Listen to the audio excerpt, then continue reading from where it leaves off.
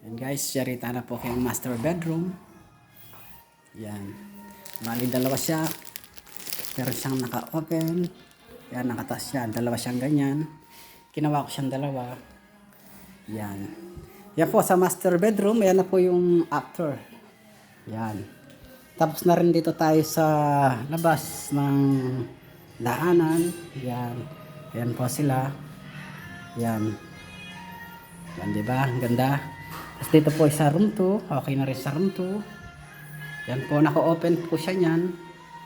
Yan. Tapos dito sa room 1. Okay na rin po yung sa room 1 natin. Yan. Diba? Ang ganda.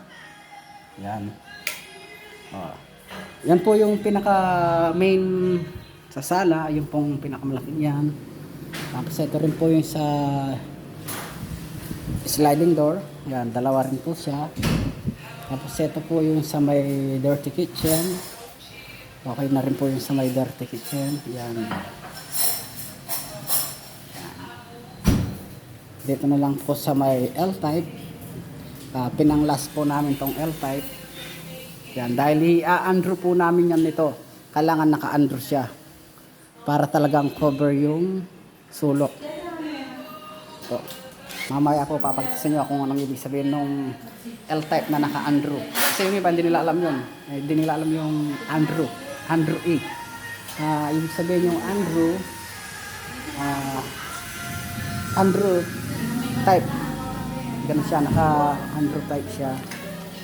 Yung tinatawag na lang andrew style. Kaya lang kami ginagawa namin andrew E. Yan guys, ito na yung pinakalas namin installan, yung sa L-type. Yan. Naka-under type po sila yan. Yan guys. Dito yan sa San Antonio. Yan. Diba ang ganda?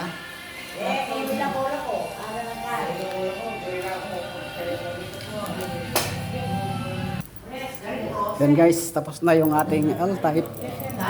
Yan. Yan ang ating L-type. Yan, L-type po yan. Yan, tapos ito yung pinaka-main.